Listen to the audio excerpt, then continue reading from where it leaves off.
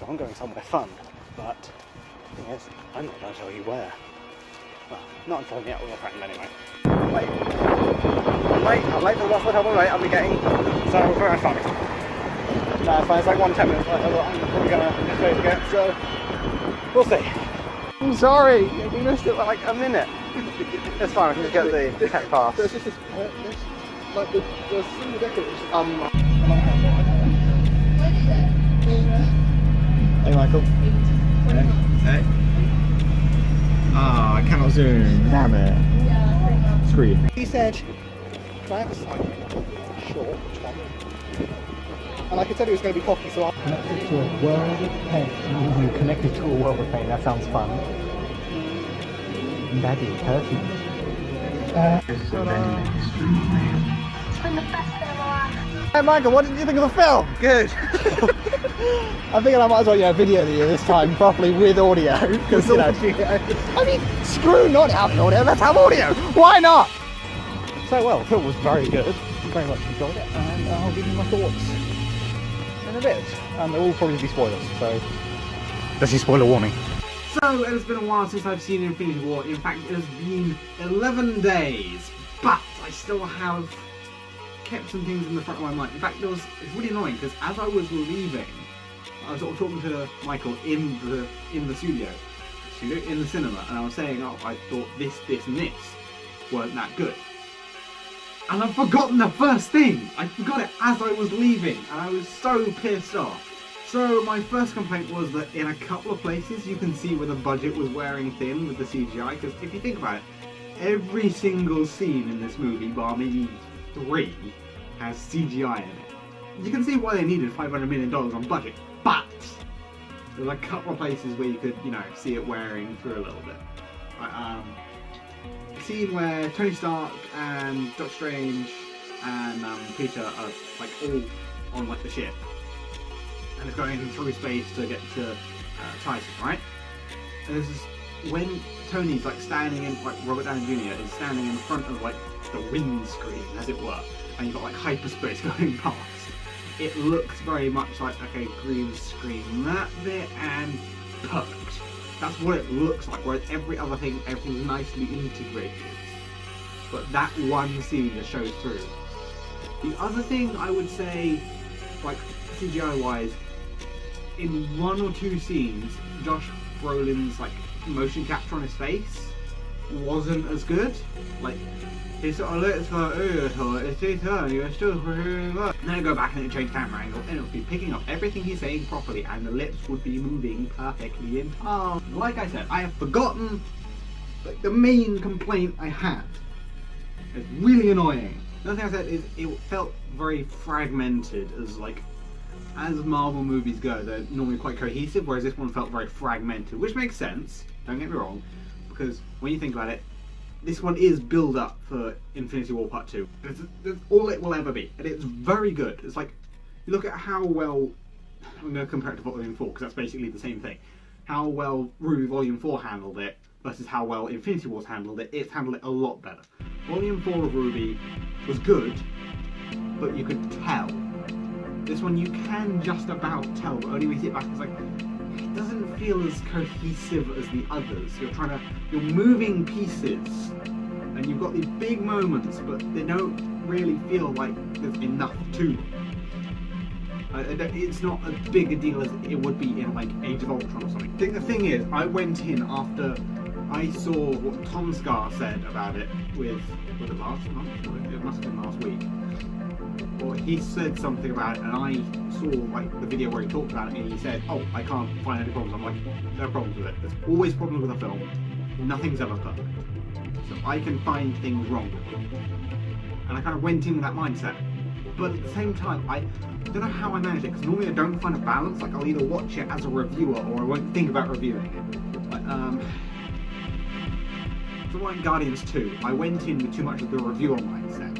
I went in, it's like, okay, I'm going to pick this film apart, and I'm going to find out what I prefer about this one, what I don't like about this one, whatever. And I didn't enjoy it as much in cinemas. Like, I could have really enjoyed that, but I didn't. But in other news, the really good parts, absolutely fan-fucking-tastic bits, because, yeah, like, you know, spoiler warning I did give you. Gamora's death. Oh, that was so good. That was so fucking good. And Loki's death felt a little forced, but it was also really fucking good. He's not dead. I'm sorry, he's not. I don't care what they've said. Who directed Avengers Infinity War? Fuck off!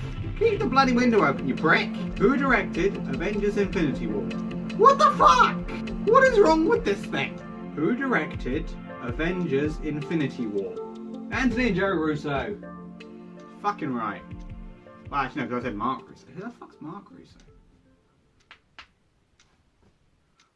So I really said Anthony and Joss Whedon. There is no Anthony Whedon, it's just Joss Whedon. Who the fuck's Joss Whedon? But anyway, you know they said everyone who dies in Infinity War is dead. Well, we know obviously that doesn't apply to like anyone who got killed at the end with the that thing. That doesn't apply because they've got upcoming films. They're just inside the Soul Stone. We know that. Whatever. Blah blah blah blah. You say, oh well, Loki's and Gamora are definitely dead. Well, Gamora we can get back, we reckon, because it was, you know, a trade, a soul for a soul, right? That was the whole thing. You give back the Soul Stone, the theory is you get Gamora back. Blah blah blah. How many times has Loki died? Is it 3? Is it 4? I don't know! Too many to count. Basically, Loki has died every single time he's appeared on screen, I think, is what we can establish from this. So,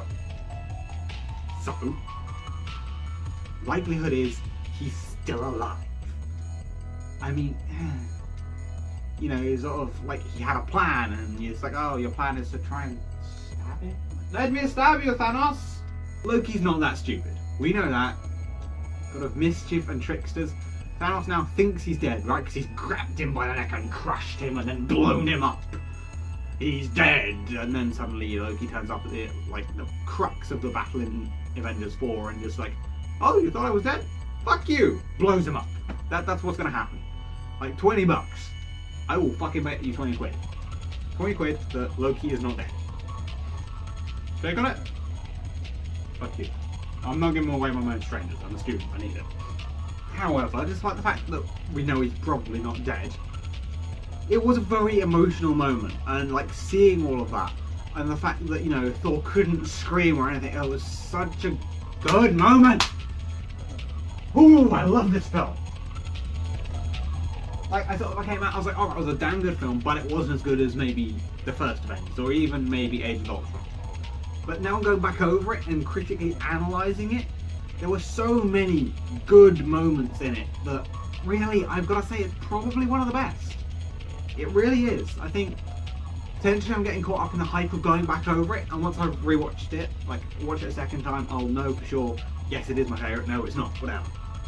But you know, it's pretty damn close. So, we'll just have to see. And what are our feelings for Avengers 4? Well, I'm pretty excited, I will admit. I think it's going to be a very good film, but they do have the potential risk for overhype. I mean, that's kind of what happened to Infinity War, almost. It was dangerously close to being overhyped, but they've just grabbed it back. And they've said, look, it is as good as we said. It is as good as we said, but there are other people saying, well, I think because of the intrigue, you've got the intrigue of Infinity War, and that's really holding it up. Like, you know, all the thing is, once you resolve that stuff in, like, Avengers 4, especially since we've been building up to this for the entirety of the MCU, like, all along, we've been building up to this. So, potentially there is a risk that they could overhype it, and the resolution won't be as good as we're hoping. We just have to hope that they don't do that! Come on, Marvel! Disney, get your shit together. Well, thank you guys ever so much for watching this video. I hope you enjoyed it, and I will see you in the next video. I hope that my laptop finally likes the footage from this camera. It's my new phone, or well, will be my new phone once I've switched out of the old phone. But it does have 1080p 60 frames a second, which is all the shit that's been fucking up like 2 weeks ago. Did it with this last week's video. I cut that out, I didn't upload that bit. Basically, it just turns the video upside down and then just like takes a thumbnail of it and just slams the thumbnail like on and off and on and off and on and off until the video's done. But you got the audio, so I don't know what the fuck's wrong with it. I think it's just good 60 frames per second. So I've gone for just 1080p with this, and I'm hoping that it'll take it.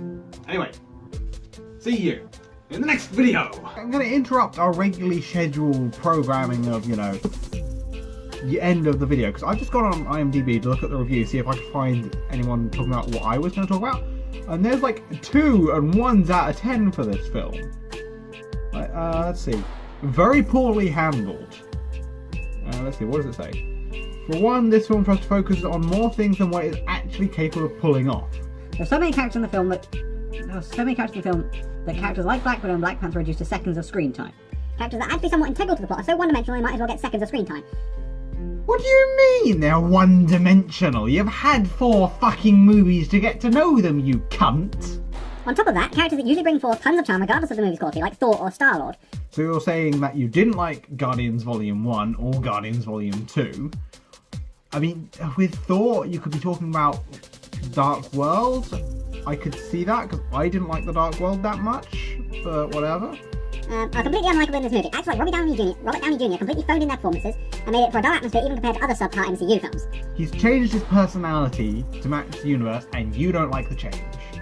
I will admit that there were a few points in here where some of the characters felt a little bit flatter, but you've got very little time to get to know them because you're drawing all the threads together. Like I said, this film is set up for Avengers 4. Avengers 4 is where all the characters are going to come into their own. That's the thing. You've got to look at this as not like a separate film, but as what it is. The direction in this movie is terrible. It was so poorly handled. For example, Gamora, spelled entirely wrong, Gamora's death scene was shot like a low-budget, sappy music video. Not really. How? The shots were so distracting I actually laughed at some attempted dramatic moments in the film. Overall, this film is not good cinema. If you enjoy mindless entertainment with an underdeveloped villain... He's the best fucking MCU villain we've had, you mong! And hits the Captain America, then this is the movie for you. If, however, you want some form of artistic value in your film, I would skip this one and go watch The Hiding Place. It's much less of a waste of time. Okay, for someone who's calling Captain America a hipster, guess what you sound like? Drags and drags. Seriously, when are these editors going to get their crap together and cut it? You don't need to drag out a film on and on for what seems like an eternity. Cut the crap. Cut it. Get to the point already.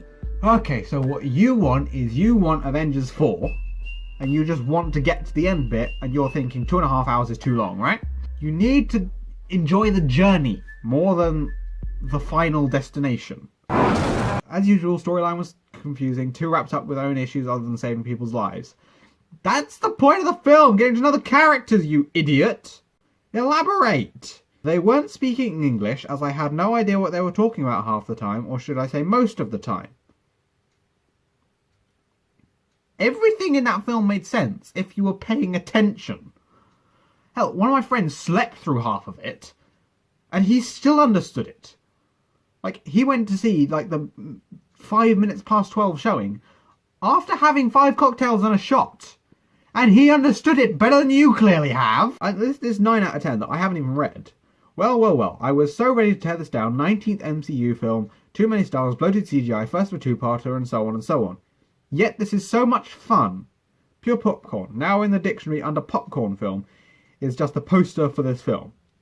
Somehow the Russo brothers have juggled all the parts to give everyone some time in the sun. Which is the point. Everyone's like, oh, they didn't get enough time. It's like, everyone got screen time. OCR 94520. 1 out of 10. Silly movie.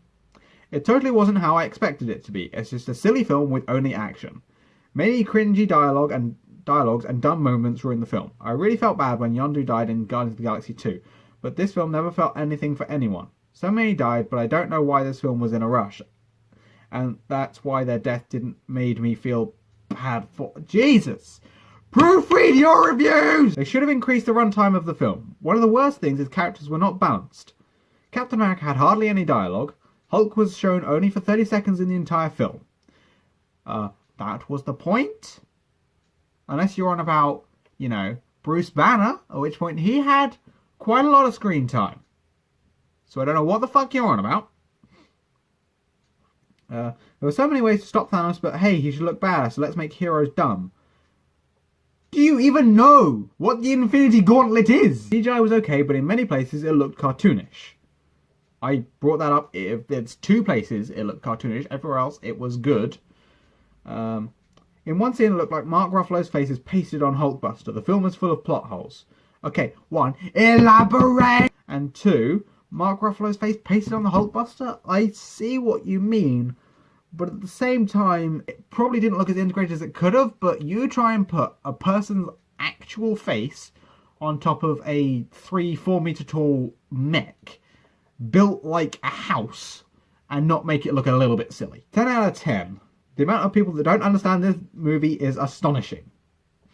All the reviews that say this movie has no plot are either trolls, idiots, or didn't I think I'm supposed to say didn't take the time to watch previous Marvel movies. Every single one of those ratings and reviews should be taken down and not added to the rating from Infinity War because because of their fundamental lack of understanding. It's like coming in and watching the last 2 minutes of an hour-long drama show saying this episode sucks because it has no plot. It's utterly ridiculous.